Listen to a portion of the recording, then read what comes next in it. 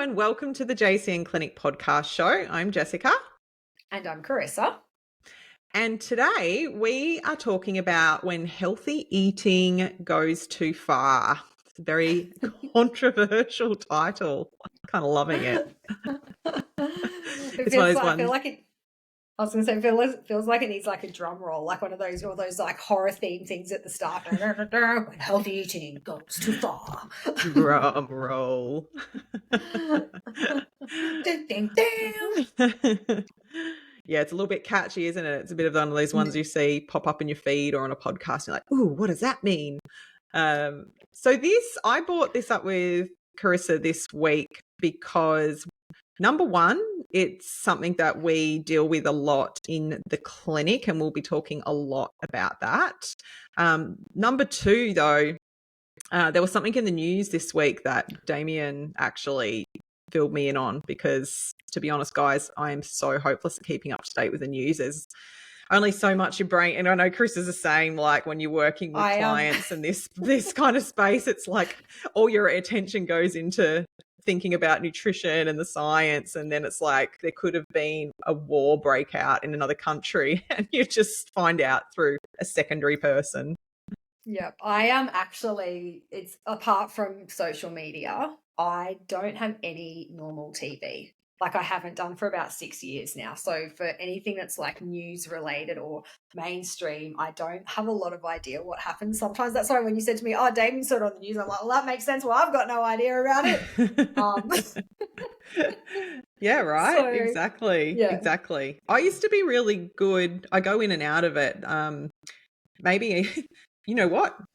It's a recommendation for the end of the show. I'm going to nip that. There's a really good. Okay, I'll hold on to that. Ooh, but yeah, so it was a couple of mornings or so ago. He just said to me, "Oh, did you hear about the vegan who died?" And I'm like, "Excuse me, what?"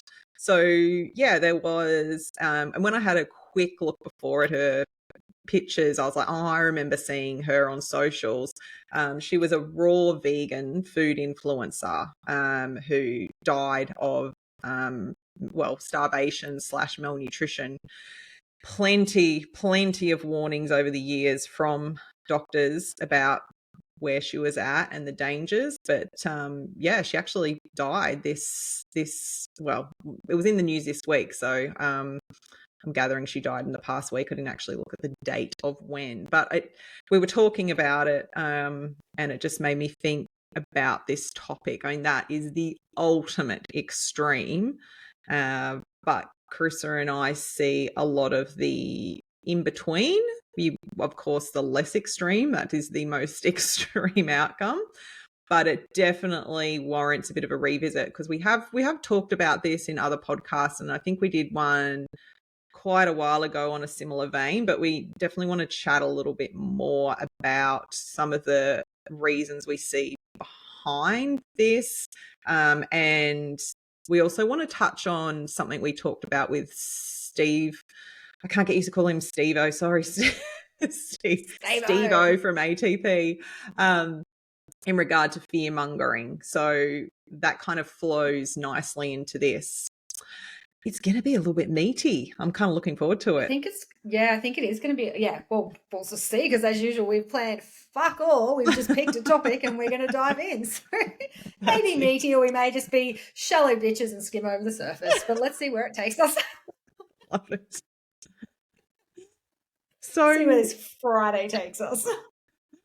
What do we mean first and foremost by when healthy eating goes too far? So what we are going to discuss is the layers that are involved in this, but essentially, I guess I just wanted to start with breaking that down first. So what we're essentially saying is that, of course, there is a general idea and recommendation and a space that we work heavily with the average person learning to eat a lovely, healthy, whole food, macronutrient balanced diet. Tick, tick, tick. Love it. That's where we love people to be. But what we see is that there can and there is a tendency for some people, some type of, potentially certain types of personalities more than others, to take the concept of eating healthy, and I want to say healthy in quotation marks, because that term healthy can mean something very different from one person to the next, and pushing it to the extremes.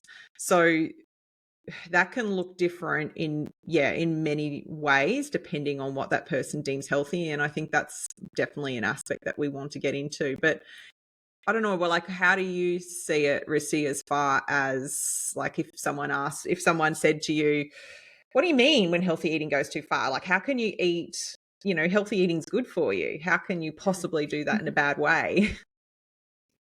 Oh, so it's just the extreme end of it, isn't it? It's Mm, when you, I guess, I suppose we probably should have had some sort of definition for this. I guess when it's when you can't regulate the normality that comes with the ups and downs of just choosing a healthier lifestyle.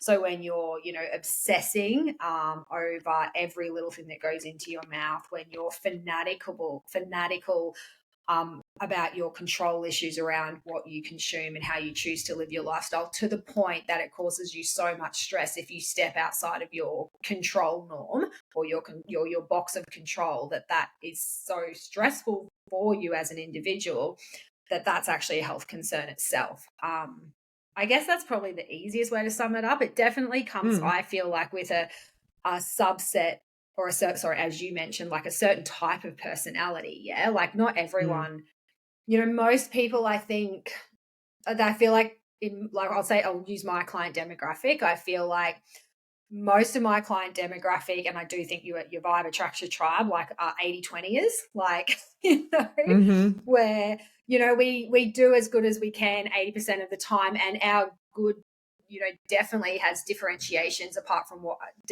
like depending on what we prioritize, and everyone, and 80% of the time we're doing the best things we can, but we allow that 20% of the time for X, Y, and Z, whether it be like, you have a couple of drinks, or you may skip a couple of days of exercise, or if you're not used to eating dairy but you go away and you have a couple of cheese platters. Like we have that 20% and we're totally cool with it. It's just part of life and the ebbs and flows, and it doesn't cause us any stress. And then you kind of get the people that kind of step up into the next notch, where they're, I'm going to say, like maybe the 95 to 5%ers, and that 5% of not doing the right thing, in fucking huge air quotes, mm-hmm, stresses them out, but they're kind of at peace with it. And then I think you have the 110%ers that just go all in. Everything has to be organic, no vegetable oils, no preservatives, no nothing. And it's just to the point of such extremism that it causes them so much stress. It actually, I genuinely believe, ends up popping them quite in a reclusive bubble socially. I honestly believe is a term or a form, and I know you'll agree with this, and I genuinely think it is. It's a type of eating disorder in itself, but mm-hmm, it's also comes with like quite a strong, like, social disorder and everything. Like it really just mm, consumes their every being and everything they do. And it's just that tiny little thought or that tiny little thing that they may have done or accidentally come across is so catastrophic to their belief system about their health values that it wrecks their life. Just kind of sum it up. pretty bloody perfectly. Pretty much. Yeah, absolutely. I think what you also started to talk about there, which is great just to move on from, is the impact. So I love how you just kind of were talking about that 80/20 and the sort of larger percentage of people that will naturally live their lives there. But this sort of subset of like anywhere from sort of 5% of 10% of people that we see clinically who fall into this more extreme pattern. And I guess what I was thinking when you started to touch on some of those percentages is, like, why is it detrimental? Because I mean, the first thing again someone might think is like, well, what's wrong if I want to do 110% all the time? Like, isn't that good for me? But what you just mentioned there is the mental health component and the extreme amount of stress that this can cause. And this is something we see all the time with clients who have the propensity to push to this level, is that it creates so much stress because it's very unrealistic to live your life like that unless you live in a bubble. So anytime you leave your own home, you have anything social, events, travel, it is almost impossible to control all of the outside influences. So the stress that this causes people is exponential. And the irony is that amount of stress then impacts their health. So a lot of the people that we see that come to the JCN clinic are coming because of health concerns, and because we work so extensively with chronic gut issues, there can commonly be a gut component. So they're caught in this vicious cycle where they're super controlling with their food, which is creating stress. And then that stress is impacting their gut through that kind of classic gut brain axis. And it's just like this kind of constant negative feedback loop. So the downside of that is not only this like dealing with that amount of stress and how like much that can impact their mental health and just well-being and enjoyment of life, but also it can actually be a major catalyst for their health issues. And that cycle is something, again, we do see, I think, a bit more of a skewed section of the public, but for the people who listen to this podcast, I think it's probably more pertinent because they're more interested in health and taking care of themselves. They're more likely to potentially have this attribute. So it's something that we are trying to help our clients and people understand. And it's very, very hard to help a person break this pattern because they have it's such an ingrained personality type. And as you said too, Rissy, like it is a disorder in its own right. Like we've talked about orthorexia before, like a big component of this falls into orthorexia. So I'm sure you feel the same about like trying to help clients break this pattern and how hard that is. Yeah, definitely. And just you said something too before that made me think of like it extends beyond the perfection obsession with food and eating all the right things. Like I feel like there's it goes into other parts as well, like that obsession with every little symptom in their body can be something catastrophic, or constantly trying to find that next thing that's wrong with themselves, because there's just so much information out there, or that kind of, I have to have 10 out of 10 energy every day, and if I don't, there's something wrong with me, or I have to feel happy every day, and if I don't, there's something wrong with me. And, so quite often, it 100% can be in the food space and the, gut space and all of that, but then there's also I see it in so many other parts of the personality as well, where someone definitely has their food at 100 or 110%, but they're also obsessed with and too extremely with every little symptom and every little thing that they feel from day to day, and overthinking that, and that need for, I have to have 10 out of 10 energy, be so happy, be exercising, be eating, well, otherwise there's something really wrong. And it's just it's such a hard mindset to shift or help people shift as practitioners. And I definitely think, a lot of the time this is where we talk about and definitely have those conversations with our clients about, you need more people on your team to work with this. Like we need to bring a psychologist or a counselor or whatever aligns with you in, the mental health space to help you work through this. Because, that's a lot of this more extremist set of personality is outside of our scope.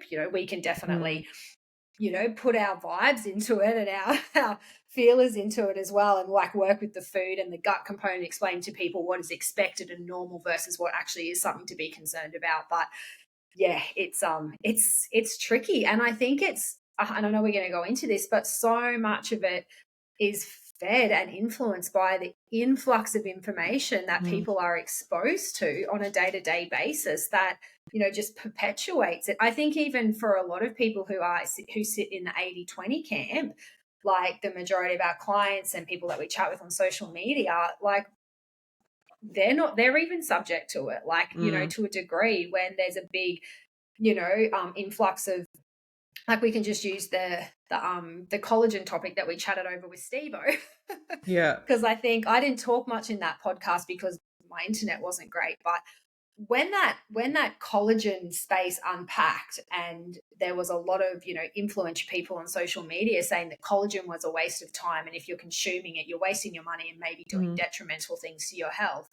That created so much fear. And I had even rational clients, like clients that I would say are on par with, you know, how you and I live our lives, emailing and messaging me freaking out, right? And I'm just like, hang on, just chill, people. So you can sort of see how even for the 80-20ers, I love this, we've got credit, like it's so easy to become a 95-5er.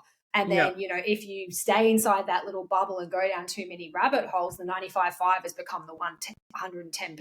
It's quite easily, because there's just so much information, whether or not it's relevant or true, being, you know, perpetuated in people's faces, and it just, you know, feeds the cycle. So yeah, so true. I love the 80-20ers versus 95-5ers. I think we might make up a little, and the 110ers. I think I'll make a little Instagram tile up for that. Which one are you? Which one are you? Exactly. And I think it's hard too, because I agree with what you said. Like, what's wrong if you want to be 100%er? Like, if you can be 110%er and you can do it in a way that it doesn't cause you stress. I don't actually know how that's possible, because you're going to be exposed to some vegetable and some hummus at a party. Like, I'm sorry, but you you know. But if you can, you know, or some mold in a coffee grind that you've ordered when you've had it out, like, you know, but this is what the stress is for a lot of, you know, our 110% is like, I can't have a coffee when I'm out because there might be a little bit of mold in the coffee bean, and that, you know, and for people that are super sensitive to mold, full respect, I understand that is something you have to think about. But I'm just saying, in the context of what we're talking about, like, this is how extreme it is for some people. Like, they just don't do anything outside their bubble. But if you're someone who can do 100% organic food, 100% clean eating, move your body, clean air, and that doesn't stress you out, fine. Exactly. But I just think, you know, I do have a couple of clients, I do genuinely think they are close to the 100%ers. They do it all well, but they've got a really good, you know, like mindset around things. They're pretty chilled. They just live this really fucking organic, awesome life, but they do it without it being to the detriment of their health. And that's amazing. But I just think for the rest of us that are, you know, don't have that option or availability, like to eat organic all the time and live in a pristine part of a wilderness with clean air and minimal exposure to petrochemical fuels and the fumes and all of that, like, that are in the city, like, you know, then, you know, we've got to be realistic about what we can and can't control. Well, what you highlight there too is the luxury that can come with even trying to achieve that lifestyle. Like, there's probably, on one handful, we could count people that are close to that, but a lot of the time that comes with a privilege as far as, I would say, money, like the amount of like cash flow or financial stability that people have access to if they want to live that type of lifestyle. Like, you know, it's not even, it's a whole different topic in itself, but you and I have asked frequently about some of these things, like when you talk about organic, and it's just like, you know, do I need to eat organic, or do I need to be doing this? Like, how important these things, like, a lot of these are privileged choices to make in the first place. 100%. So I just find, that aspect interesting, as far as like the pressure people can put on themselves if they don't have the financial flexibility to achieve those things, but they are more of someone that is putting this pressure on themselves. Like, you can see how that would even feed more and more into the stress element. But I just wanted to touch on too, before we move into some of these underlying drivers, in regard to, like, I love what you said about, again, the 80-20s and the people feeling that pressure there from a fear mongering point of view, is we talked about the mental component, but the physical knock-on effects. And this is more in regard to, like, what we're deeming as healthy from person to person, or what that person that's in that sort of more controlling space considers healthy. So if we've got person A whose ultimate health expression is raw vegan or vegan versus another whose is strict paleo versus someone who is more carnivore, we can already see that there is a very strong diversity of variety of different foods. And with that can come the potential for nutrient deficiencies and that sort of physicality of health impact. So I think that's the other aspect, and that's kind of what sort of triggered this for me when I saw this kind of, again, extreme circumstance as far as this woman literally dying from her sort of extreme stubbornness around like, no, this is my expression of health. When you get really obsessive about this, you can kind of get blindsided by what you're not getting and what your body needs to thrive and be healthy, because you're so stuck in a rut about, no, this is health, this is where I should be. So that is, when we talk about why healthy eating can go too far, I think that's another aspect, whether it's like your absolute lack of fundamental crucial nutrients for well-being from a raw vegan point of view versus obviously the other extremes. Can you do, if we were talking about just more of a whole food intake, or the way we talk about at JCN and eating in that capacity and being obsessive about that, it's definitely going to be harder. Like, I don't think you're going to fall into a category of creating these like epic nutrient deficiencies and dangers from that aspect. I think more of the knock-on effects will be more of like a physical, well, more of a mental impact, but they will become physical because of the impact of stress on the body, which we've mentioned in plenty of podcasts. I think pretty much any health component that we talk about, we always have a section set aside for stress and 100%. where that's involved. So that's just an obvious one. Well, I think of obvious, but maybe not, that I wanted to point out as far as the whys. Also, this can be dangerous. However, to get into, as you mentioned,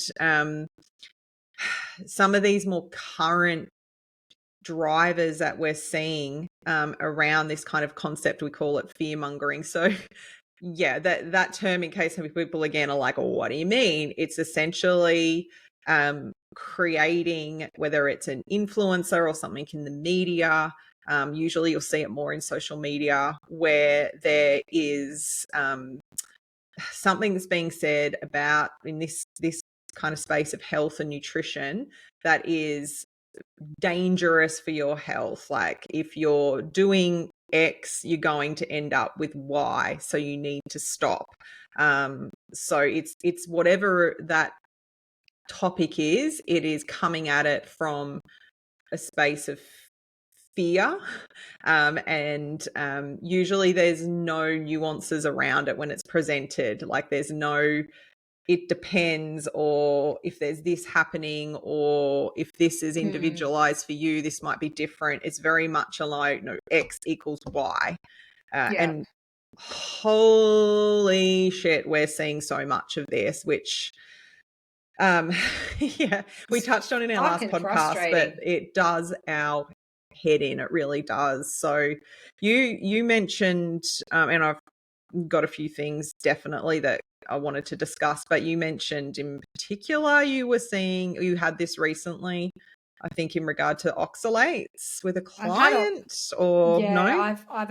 I've actually had oxalates quite a few times. I've watched, there's a couple of influencers that I follow who have been getting up, just probably coming from the same place you and I are, trying to debunk the oxalate story. I actually was having a meeting with someone the other day about some business stuff, and she pulled up an oxalate book, and I haven't read the book, so I have no context around it. I can't even remember who wrote it, but I think it was about removing oxalates, and I was really quick to just kind of, we weren't having a meeting about that, but I'm going to be doing some work with this person, and I just said, look, I'm going to be quite open about the fact that I'm very much in favor of oxalates as long as they're, you know, okay for someone to eat. But anyway, but that wasn't the first, that was just the last time I'd heard it. I've had oxalates probably coming up over the last probably 3 months just from different clients and different, you know, watching different practitioner spaces and, you know, should we all be removing them? And I'm just like, for fuck's sake, now it's oxalates. Like it was phytates and lignans before that. It was fucking carbohydrates before that. It's just like, when are we going to start learning like that in nutrition is individual? What someone needs is individual. We have some fucking fantastic testing. Like if you want to know what your microbiome or your body can and can't handle, work with a practitioner who doesn't have a biased opinion towards certain food groups, and then work out what you need individually. Do some fucking genetic testing, do some bloods, do a microbiome test, do an organic acid test, do whatever you want to fucking do to work out what you need to eat.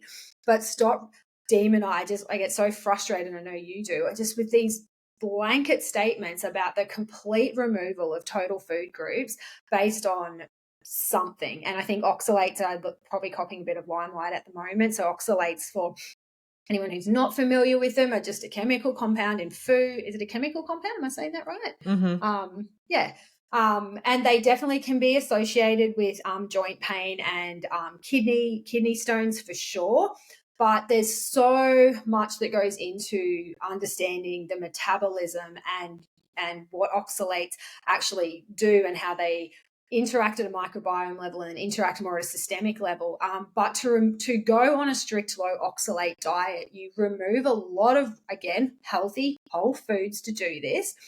And if you don't need to do it, then you don't do it. It's that fucking simple. Like, but you have these people coming on going, you can't eat spinach, you can't eat cherries, you can't have cacao, you can't have nuts, you can't have fucking zucchini, you can't have fucking silver meat. Like, you know, like, you know, and it's just like, what the fuck? Like, you know, it just blows my mind. And I'm just like, I get it. I understand. I put clients on a low oxalate diet, but I do it when it's fucking needed and when it's warranted and when the test results and them as an individual requires it. If we're, you know, and it's just so oxalates are a big one. So I think that's one that I'm seeing a lot of. I got an interesting, I'm going to read this one out because this was sent to me by a client of mine who's definitely an 80-20er. From, let me just get into this, hopefully it doesn't fuck my internet up. Where is it? And this is I'm just want, and this is one I really want to talk about because this is actually not a bad post, but in the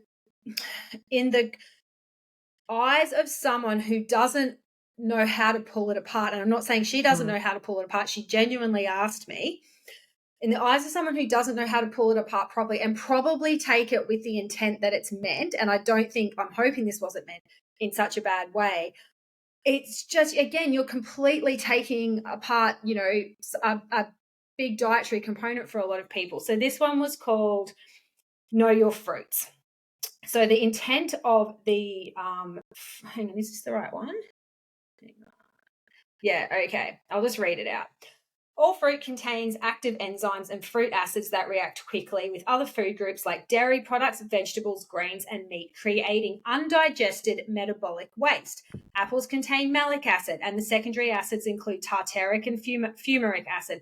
Apricots contain malic, it goes on, cherries and grapes, blah, blah, blah. Anyway, I won't read everything out. Peaches, pears, grapefruits, mangoes, raspberries, strawberries, watermelons, vinegars, and tomatoes. So the list goes on. They tell you what acids they contain. Now, on the other end, remember, all dairy products, including milk, yogurt, buttermilk, cheese, contain lactic acid. Here are the combos that do not agree with your digestive system and will trigger gut issues and health and skin disorders. Fruits and milk, fruits and yogurt, dairy and tamarind, dairy and vinegar, fruits and vinegar, dairy and yogurt plus tomato, melons, and any other fruits. Curd is a yogurt loaded with gut-friendly bacteria, but is considered the heaviest food in Ayurvedic medicine. Anyway, it goes on. But basically, where's the part that I wanted to read out? It goes on to say, where is it? Bloody long post. It goes on basically to say, do not eat fruits. Hang on. And where the freaking hell is it? Goes on to say, basically, do not eat like fruits and dairy in combination ever because it goes on to cause IBS, SIBO, like all of this kind of stuff. And I'm like, so I read this post and I was like, I get it. I understand where they're trying to come from, but you're basically just saying to your massive audience that if you consume dairy and fruit, or fruit in, you know, all of the stuff, that you're going to end up with SIBO, or anyway, SIBO, IBS, and it goes on to talk about fermentation. I feel like she's actually changed the post a little bit from when I read it originally, so I wonder if a few people have actually commented on it. Well, and even the language that she's using, which is the problem with a lot of these types of posts, is the you will. Like, there's no, that's what we're talking about just before. Like, there's no nuances, there's no individuality. It's like, if you eat these combinations of foods, you will have gut issues. This is what will happen. And that's the fear part we're talking about, guys. That's that like seed that will plant if you have a question, and you're that 80-20 person, even trying to do that, like Chris's client, like trying to do the right things, and then you see something like that and you're like, this will happen. Hang on, I do that. This is telling me this will happen. That is classic fear-mongering. And it is so, you also need to think about, like, the reason people are doing these posts is because it does get attention. It gets a lot of conversation going. Like, it attracts a lot of attention for them. That it's a marketing tool. So you've really got to remember that that is the primary reason in the majority of these cases that's being done. It's not with like a kind heart that's about looking after you as an individual, which unfortunately, if that was the case, it'd be not that type of post. It has changed a little bit since I originally read it, I think, but I've just found the part that it leads to bacterial overgrowth in your gut and can aggravate symptoms of SIBO, H. pylori, candida, IBS, diarrhea, and can even cause a weak, sluggish digestion metabolism due to mucus being produced by this toxic byproduct. It can also trigger cold, cough, and sinus. So anyway, it goes on. It's an epic post. It's continuing the comments. So I'm just, exactly. Sorry, I was trying to scroll through because I don't find what you're saying, what the other part that she said. But yeah, you're 100% right. It's the language that's used around it. But it's also like, again, same as the oxalate picture. Yes, if Jess and I are working with a SIBO client, do we pull them off dairy or at least lactose? Do we pull them off certain fruits? 100% if it's warranted. Absolutely. Do we pull them off all fruits? No. Do we pull them off the fruits that, you know, have a higher reactivity from a, you know, prebiotic fiber point of view? Absolutely. Do we have, you know, are we talking about food combining? Yes, we are. What's our ultimate goal, though? To get the majority of whole foods back into someone's fucking diet. Exactly. And that's the frustration. Also, like, depending on where someone's at with their health, like if they've got a good, like, whole food balanced intake, suddenly they're questioning whether these foods that they're eating are right for them, because they're being told that they're going to cause some sort of disease or inflammation. And that is where they start to omit things. So 100%. You know, I see with the oxalate thing, I feel like I might have, whether I've mentioned this on here before or you and I talking, because where we live is a heavy sort of hippie community.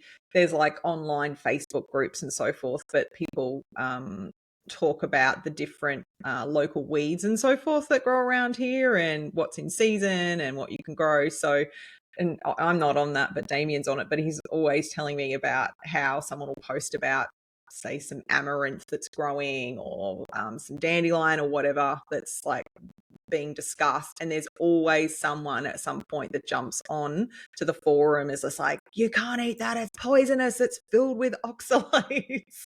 Which I just always find hilarious. Like, it's a lot of these things they'll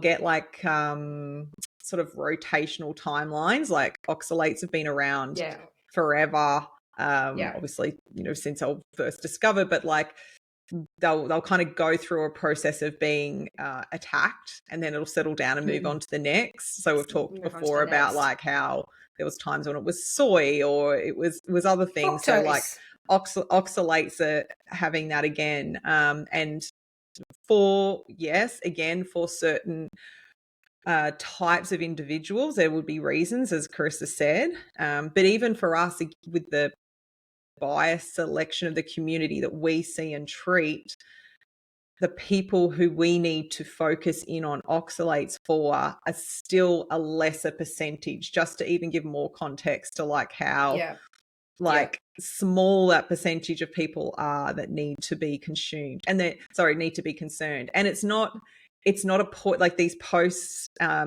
making out that it's a poison. It's not a poison. It's something natural in your food. It's just whether you have issues with the degradation of the oxalates or, as Chris is talking about, from microbiome level, what might be going on. So yeah, there's this association, like that fear again, that these are poisonous for you, and it's simply not the case. Simply not the case. One of mine, no, you go. Oh, I was literally just going to say it's the same with, your fruits. Like if we were to remove all of the fruits that are listed, that's basically all of your fructose fruits and tomatoes and everything. If you were to remove all of those, and then, you miss out on a massive amount of beautiful fiber, you miss out on some beautiful enzymes, vitamins and minerals and antioxidants by removing all of those fruits. But then you also, if you remove dairy and you don't need to, like, for example, the old client of mine, I haven't seen her for years, but that messaged me about this. One of her favorite mid-morning snacks or breakfast is Greek yogurt. So this post goes on to say that Greek yogurt is a massive marketing corporate, whatever.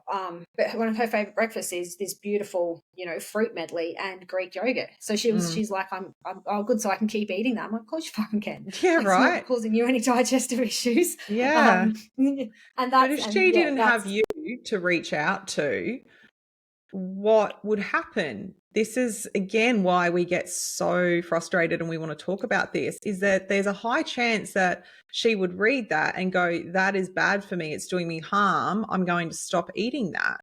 And where does that start and finish? Like, she takes that out, and then what's the next thing she sees? Like, that might sound like far-fetched, but believe me, guys, it's not. This is what we see. People just start cutting things out and trying to do the right thing because they think it's healthy, but it's this extreme end. Exactly right. Or they don't have issues to start with, and then they start removing things and changing things purely because they think they're making healthy decisions for themselves, and they end up with gut issues or digestive issues or mental health issues because of fear mongering on social media. And it's just, I feel like sometimes, like, I'm not saying we always get it right. Like, I think back to some of our podcasts where I was thinking we should go back and do a shit that's changed podcast, like, to some of the things that, we've talked about or we didn't give enough credit to, but now get, just little things. So we're not saying we always get it right either, but we definitely try not to instill fear into you guys listening or people, our clients that come and see us. Anyway, you guys know what I'm trying to say. Well, we approach things with individuality and that nuances 100%. We're talking about. So things change over time, but there's never like a kind of iron fist of like, this is the way things have to be done. And there's always it depends, which is the most for me, it's the most important thing that a practitioner or a health person should probably answer a question with. If you're asking something, it should be, well, it depends, because it should depend on you as an individual. Jinx.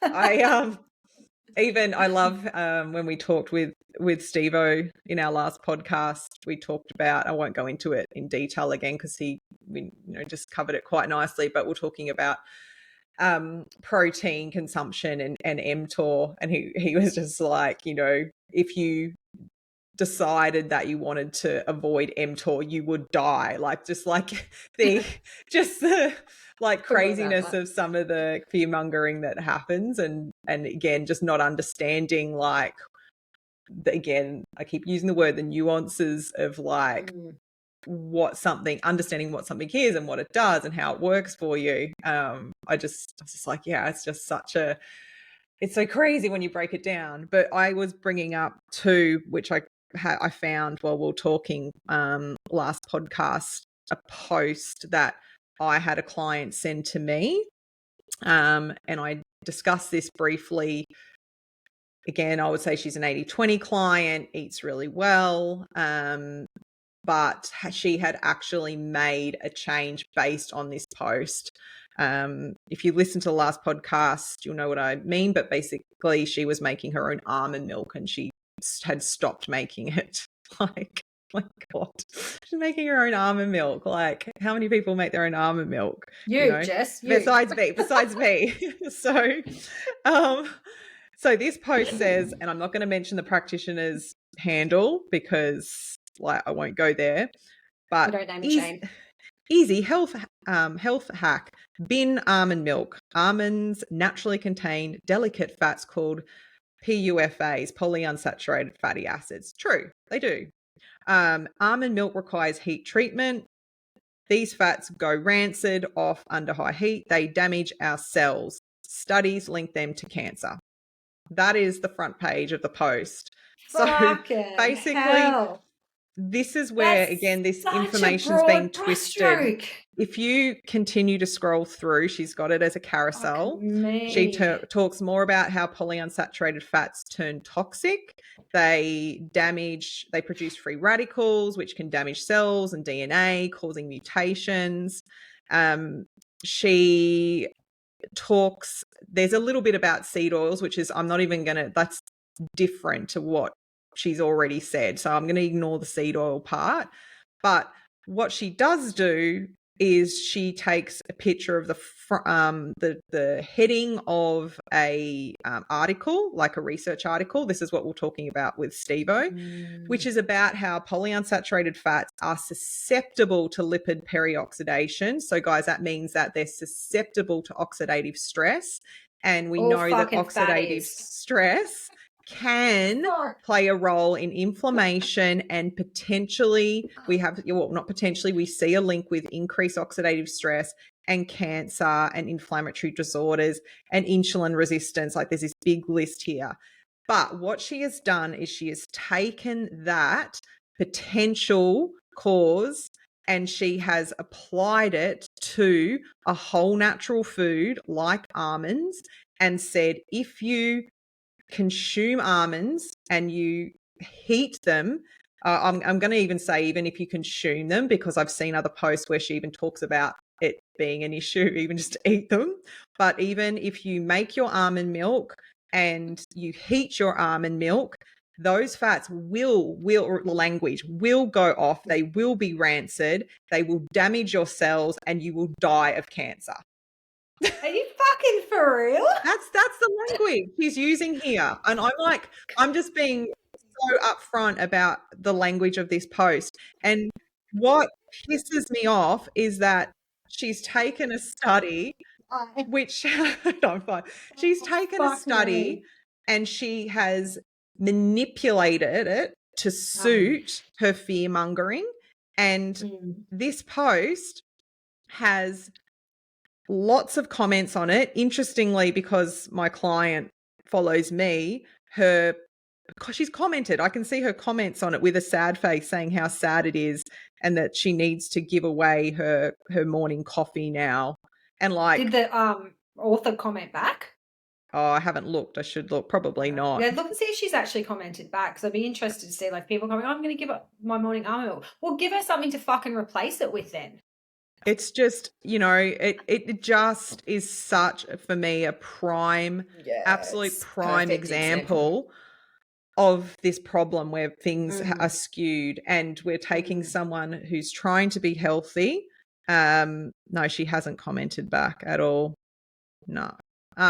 Who's trying to do, or is, I'm not saying even trying, she's doing a beautiful job of looking after herself and she wants to continue to do that. She's always got questions for me about, Jess, could I do this? Could I do that? But she sees this and it freaks her out because she's afraid that she's doing something that's going to cause her cancer. So but this is this whole like fucking manipulation of research, but then also correlation does not equal causation. Like Steve-O said that on that, and that is such a big thing that everyone needs to understand. That if you like, and we'll just use the example of this fucking ridiculous post, but because it is fucking ridiculous. Should see if she wants to come work at JCN.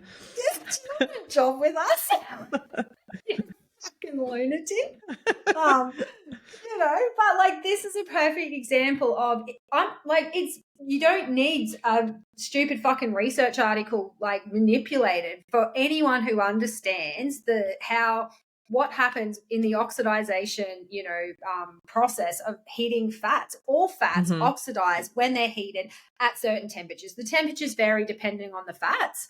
I'm pretty sure all fats do, but it's just like, you can't then sit there and go, okay, cool. If you heat any fat, then we might as well not fucking cook with olive oil.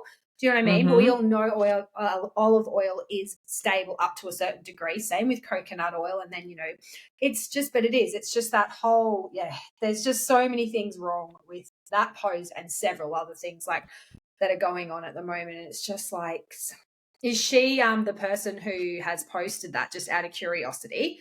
Credentials, because this is the other thing that I'm glad you just asked that, because I was going to mention that she does. And that's the problem, because those credentials, then people are like, well, it must be true. So yeah, she's got a Bachelor of Science in nutrition. So she's frustrating as fuck. If you look at her bio, she's like, let's get healthy the proper way, and then it's a picture, an emoji of a steak and a bone. So she's like, is she carnivore? Yeah, she's fully I think strict paleo. I can see she's got other posts that are like raving about like, meat and dairy and how like they're, the saviors and ghee and blah, blah, blah. Like I can just scrolling through, I can see it's all like, it's very Pete Evans. But because she's got that. So probably has no fucking dramas throwing a fucking half a kilo of fucking meat with no fiber on a barbecue and burning the fuck out of it, eating the cancer-causing fucking charcoal on the outside in the absence of fiber. But she's got a problem with milking your fucking own almonds. What a dipshit. And the thing is too, like I remember having a look through this, and this is something else for you guys to consider. Even if it is someone that you can say, oh, they're a naturopath, they're a nutritionist, they're a dietitian, you really need to look at like when they're putting across such a specific sort of extreme expression of health. Usually you'll find like somewhere in there, their story. It'll be all about, I healed myself in this way. So kudos to her for her health and well-being. She has had her own health issues. She's changed her diet, manipulated, along with God knows what else she's done, which, I don't know her story, and I'm sure she hasn't shared everything. But from her food point of view, she has made those changes and it's worked for her. Which is fucking brilliant. Now congratulations. She's like, this is the only way. Like good old Pete Evans. It's that same approach of like, he didn't, I'm sure, giving Pete Evans the benefit of the doubt. He's not Pete Evans. I'm sure he's like at his core not an evil person, and like for him eating in a certain way made him feel better.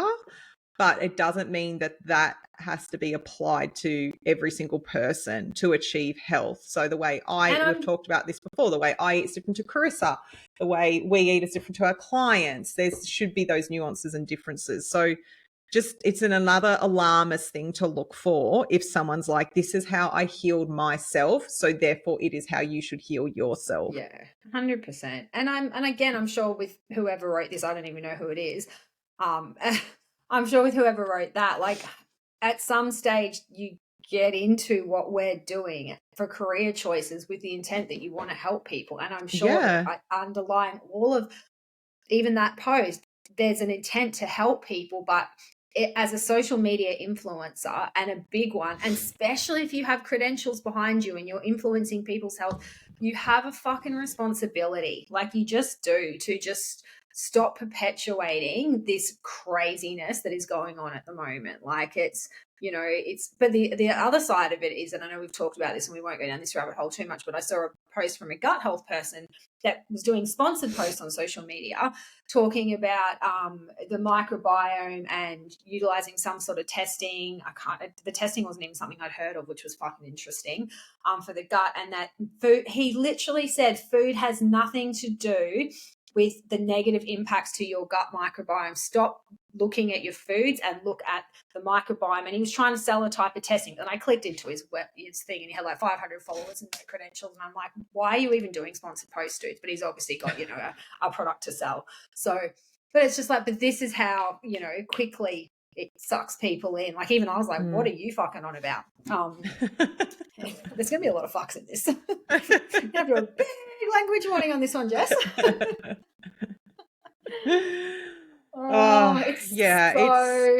It's full on, man.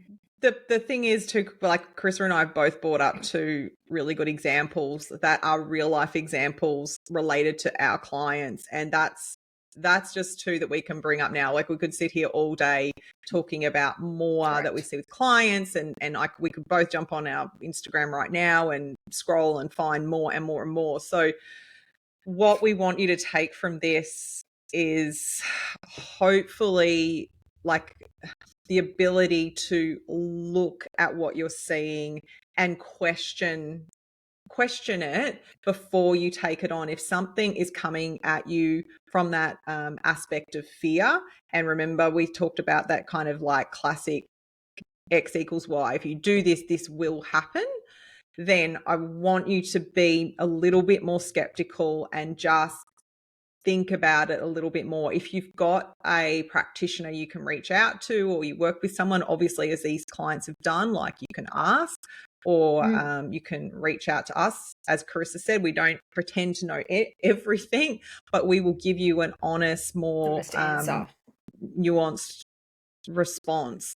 So I think that's probably one of the biggest things we want you to take from today's podcast, because with the healthy eating going too far aspect, like, of course, like we started with talking about the people who have that propensity to just naturally fall into that category. And that's one aspect of this, but it's not just about them. It feels like as anymore as with the way social media has gone, there's like the claws can get deeper into the average population, and then they can be influenced to push their concept of healthy eating too far too, and then end up in this space of like stress and like physical impact of stress or physical impact of nutrient deficiencies. So yeah, there's obviously, again, a causation that rolls on from this aspect of like healthy eating and pushing it to the extremes. Is there anything else you wanted to add? I feel like, again, we could go on and on about this for ages, but anything that comes to mind? Yeah, I think you said it. I think that sums it up. If anything that creates fear or has an absolute language around it and you are questioning it, just reach out to your health practitioner, or reach out to, to us, or someone that will give you an honest, unbiased answer.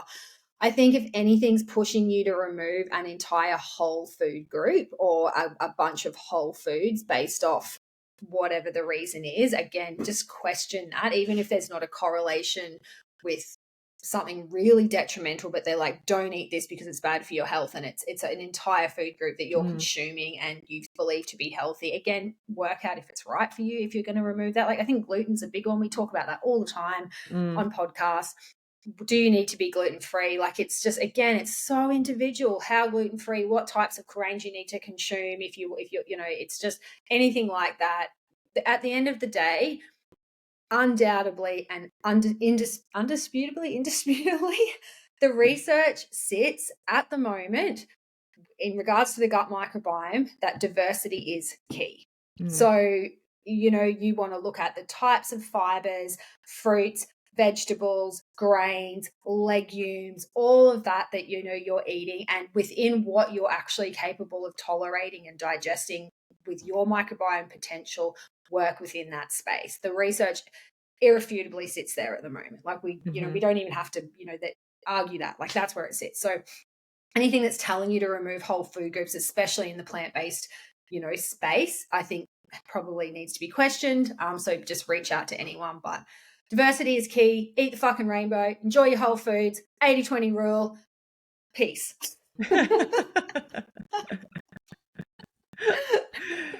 Love it. Don't sweat the small stuff. Yeah, that's it. Well, we might finish up, guys, with giving you our recommendations. What was I going? Yes. Okay. So we started off by talking about news.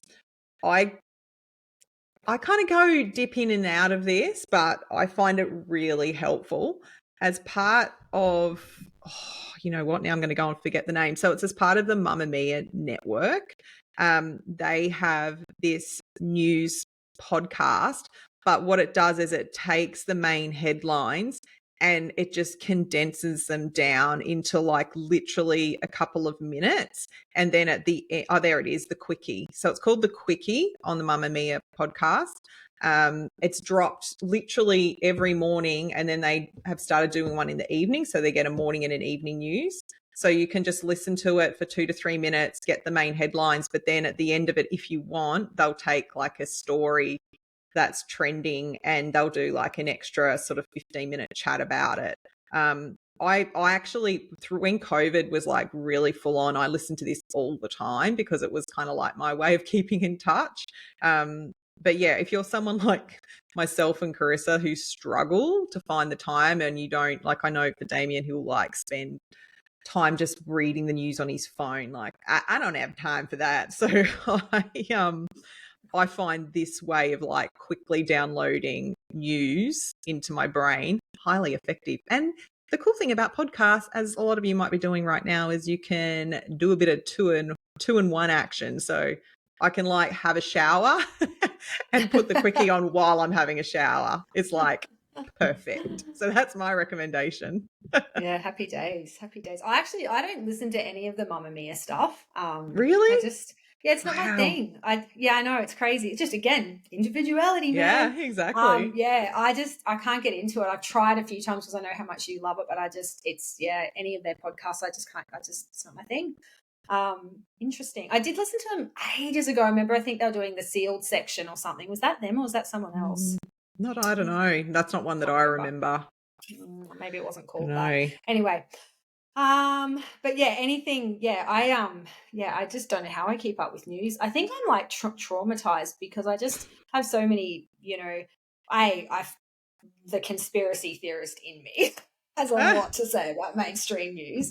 But also my parents are such news watchers, and my dad yells at the TV, and it's on so loud from such an early time in the morning. And so whenever I'm over visiting them and they get so worked up about it too, I'm just like, So boomer.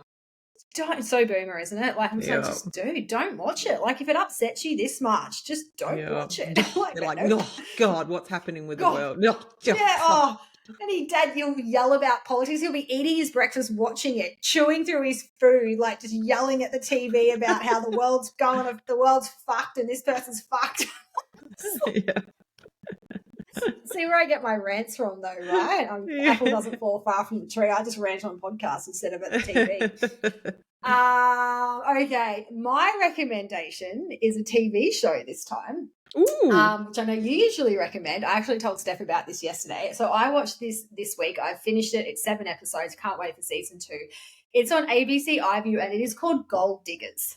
It is. Have you heard of it? I've heard of it. Yeah. So it is. It's almost like it's a comedy series. It's almost like a theatre production. Like, it's a bit like exaggerated. The two girls in it are fucking brilliant. It is crude though, and so just don't watch it if you're easily offended. I feel like people who listen to this podcast and like aren't offended by you will be all right. Honestly, even Mick, I was pissing myself laughing. Even Mick was like, holy shit, are they allowed to say that? Like, some of the things these girls say, it is honestly, I'm going to go back and watch it again because there's some parts that I was just like, what? That I need to go back and watch it again because it's very quick as well. Like, it's quick humor, funny, crude, definitely inappropriate. But it's these two girls, they're sisters. It's set in 1850. It's actually filmed, I think it's filmed down near where you are, not far from where you are, actually. And they're in a gold mining town. They're escaping Sydney and they're trying to find themselves rich husbands who are going to die soon so they can live it up. And they just move into this mining town. So I fucking loved it. I'm so gutted that the 7 episodes are done, and I'm going to go back and watch it again just because I feel like there's so many quick-witted, totally vulgar things that they've said that I need to bring into my comedy platform myself. Is it Australian? It's Australian. Yeah, it is Australian. So fucking Australian. Yeah. Yeah. So Australian. Cool. But yeah, can highly recommend it if you just want something to just laugh and easy watching. But yeah, I loved it. Absolutely loved it. I'll definitely check that out. We're on the need for something new. So we've been like currently going back and trying to find old Grand Designs that we haven't watched. Just Damien and I love Grand Designs, but we'll get halfway through one and go, I think we've seen it. You're like, damn it. Yeah. Damn it. Yeah. Awesome. All right, guys. Well, we hope, as always, you've enjoyed today's episode. If you've got any questions, as always, any comments, make sure you let us know. We'd love it if you could share this. So if you're listening right now, it would be awesome if you could just get boop and hit share on your socials. It's how other people find the podcast as well, particularly if this is a topic that you think is important for people in your life to hear also. And we ask you pretty much every time, but we'd love it if you could just take a moment to just hit that button and go over and either subscribe to the podcast or leave us a quick review, even if you just hit the 5 stars, because again, it helps other people find the show. Yep. Other than that, we will definitely catch you next time and enjoy the rest of your day. Enjoy your day, guys. Bye. Bye.